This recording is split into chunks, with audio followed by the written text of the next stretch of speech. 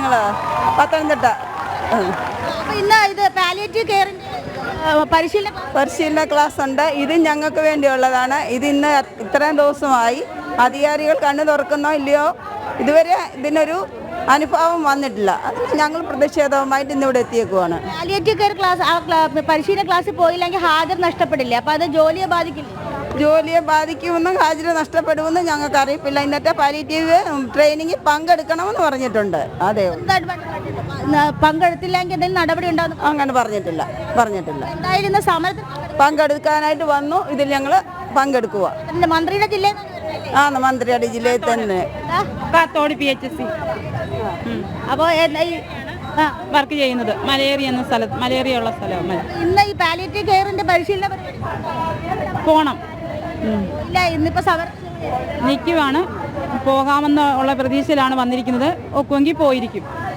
ഓണറേറിയൊക്കെ ലഭിച്ചു. ഈ സമരവുമായിട്ട് എനിക്ക് 2 വാക്കെങ്കിലും ഇവിടെ നിന്ന് വരുന്നതാണ് തന്നെ പത്തനംതിട്ട. അതെ. സമരത്തിന് ഇന്ന് 36ാമത്തെ ദിവസമാണ്. ഇവരുടെ കൂടെ ഐക്യദാർഢ്യം പ്രഖ്യാപിച്ചുകൊണ്ട് തന്നെയാണ് ഞങ്ങൾ വന്നിരിക്കുന്നത്. ഇത്രയും ദിവസമായിട്ട് ഇതുവരെ ഒരു കാര്യത്തിനും തീരുമാനമായിട്ടില്ല. അവരോടൊപ്പം തന്നെ ഞങ്ങളും പങ്കെടുക്കാൻ തീരുമാനിച്ചു. ആദ്യമായിട്ടാണ്? അതെ. ഐക്യദാർഢ്യം പ്രഖ്യാപിച്ചിട്ടുണ്ട്. ഇപ്പം തന്നെ നോക്കൂ, ഞാനിപ്പോൾ ഈ തിരുവനന്തപുരത്തുള്ളതാണ്. ഞാൻ വന്നതാണ്. ഈ നടന്നു വരുന്നത് സഞ്ചാരയോഗ്യമായ വലിയ വണ്ടികളൊക്കെ പോവാൻ വഴി എല്ലാം പോലീസ് അടച്ചിരിക്കുകയാണ്.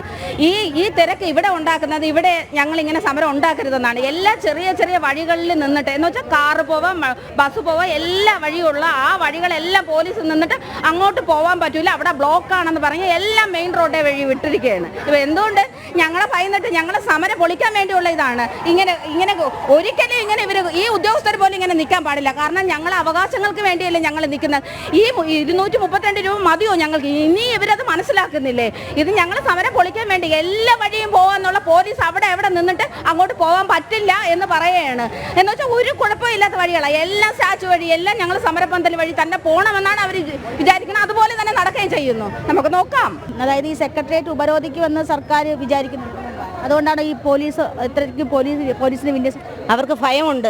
ഇത്രയും വനിതകൾ ഇവിടെ വരുമ്പോൾ എന്തെങ്കിലുമൊക്കെ സംഭവിക്കുമെന്ന് അവർക്ക് ഭയമുള്ളത് കൊണ്ടാണ് അവർ ഇന്നലെ പ്ലാൻ ചെയ്ത് അവർ എല്ലാ സ്റ്റാഫിനെയും നേരത്തെ അകത്ത് കയറ്റി എല്ലായിടവും പൂട്ടി പോലീസ് ബന്ദോബസ്താക്കി നിർത്തിയത്. കാരണം സാധാരണ എന്താണ് ചെയ്യുന്നത്? ഒരു യഥാർത്ഥ കമ്മ്യൂണിസ്റ്റുകാർ ഇവിടെ ഭരിച്ചാൽ എന്താണ് ചെയ്യുന്നത്? ഈ സ്ത്രീകളെ, യഥാർത്ഥ കമ്മ്യൂണിസ്റ്റ് ആണെങ്കിൽ ഇവിടെ സാധാരണ ഈ സ്ത്രീകളെ ഇവിടെ നിർത്തൂല. കാരണം അവർക്കറിയില്ല, പകലന്തിയോളം പണിയെടുത്ത് വിശപ്പിന് വേണ്ടി, ആഹാരത്തിന് വേണ്ടി സമരം ചെയ്ത് കൊണ്ടുവന്ന ഒരു പ്രസ്ഥാനമാണ് കമ്മ്യൂണിസ്റ്റ്. പക്ഷേ ഈ പാവപ്പെട്ട ആശാവർക്കർമാർ രാവും പകലും ജോലി ചെയ്യുന്നവർക്ക് വേണ്ടി ഈ 232 രൂപ ഒന്നും ആവില്ല എന്ന് അവിടെ ഇരിക്കുന്ന മേലാളന്മാർക്കറിയാം. അതുകൊണ്ടാണ് ഇത്രയും സംഭവിച്ചത്. എന്തെല്ലാം തരം ജോലികളാണ് ഞങ്ങളെ ഏൽപ്പിക്കുന്നത്? അതെല്ലാം സത്യസന്ധമായി നമ്മൾ ചെയ്യുന്നില്ലേ? കേരളം ഒന്നാമതായി, ആരോഗ്യവകുപ്പ് ഒന്നാമതായി എന്ന് പറയുന്നുണ്ടല്ലോ. അത് ആര് കാരണമാണ്? ഏറ്റവും താഴെത്തട്ടിലുള്ള ആശമാർ കഷ്ടപ്പെട്ട് ജോലി ചെയ്തതിൻ്റെ ഫലമാണ് കേരളം ആരോഗ്യ സ്ഥാനത്ത് ഒന്നാമതായത്. പക്ഷേ അവരിന്ന് അറിയുന്നില്ല. നാളെ ഇതുപോലെ എന്തെങ്കിലും ഒരു ഭീകര അന്തരീക്ഷം, ദുരിതവും വരാതിരിക്കട്ടെ, എന്നാലും വന്നാൽ അപ്പോഴും വേണം ആശമാർ. ഈ ആശമാർക്ക് ചോദിച്ച പൈസ അവർക്ക് കുറച്ചെങ്കിലും ഘട്ടം ഘട്ടമായി നമുക്ക് തരാം എന്ന് പറഞ്ഞെങ്കിൽ അവർ ചർച്ചയ്ക്ക് വരുന്നില്ല. എന്തുകൊണ്ട് അവർ വന്നില്ല? ഇന്ന് ആവശ്യമില്ലാത്ത ട്രെയിനിങ് എടുത്തിട്ട് എന്തിനാണ്? നമ്മളെ ട്രെയിനിങ്ങിൽ അറ്റൻഡൻസ് എല്ലാ കാലത്തും ട്രെയിനിങ് വെക്കുമ്പോൾ അറ്റൻഡൻസ് ഉണ്ട്. പക്ഷേ ഇന്ന് മാത്രം അറ്റൻഡൻസ് 2 മണിക്ക് മുമ്പേ എത്തിക്കണമെന്നാണ് പറയുന്നത്. അപ്പോൾ എന്തുകൊണ്ടായിരിക്കണം? അവർക്ക് ഭയമുണ്ട്.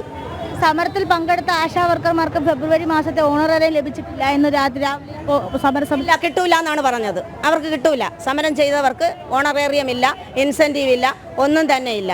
എന്നാലും നമ്മൾ നേടേണ്ടത് നേടിയെടുക്കണമെന്നുള്ള ആഗ്രഹത്തോടു കൂടിയാണ് ഇവിടെ വന്നിരിക്കുന്നത്. 2 തവണ ഒരു വലിയ സമര മഹാമഹമൊക്കെ നടന്നു. എന്നിട്ടും സർക്കാർ ചർച്ചയ്ക്ക് വിളിച്ചില്ല, ആരോഗ്യവകുപ്പ് ചർച്ചയ്ക്ക് വിളിച്ചില്ല. അപ്പോൾ ഇന്ന് നടത്തുന്ന ഈ ഉപരോധ സമരം കൊണ്ട് എന്തെങ്കിലും പ്രയോജനം ഉണ്ടാകുമെന്ന് കരുതുന്നത്? പ്രയോജനം ഉണ്ടാവണം എന്നുകൊണ്ടാണ് ഞങ്ങളിവിടെ വന്നത്. പ്രയോജനം കിട്ടണം, അത് അവരാണ് തീരുമാനിക്കേണ്ടത്. ഞങ്ങൾക്ക് അല്ലെങ്കിൽ സമരം തുടർന്നു പോകും, അത്രയേ ഉള്ളൂ.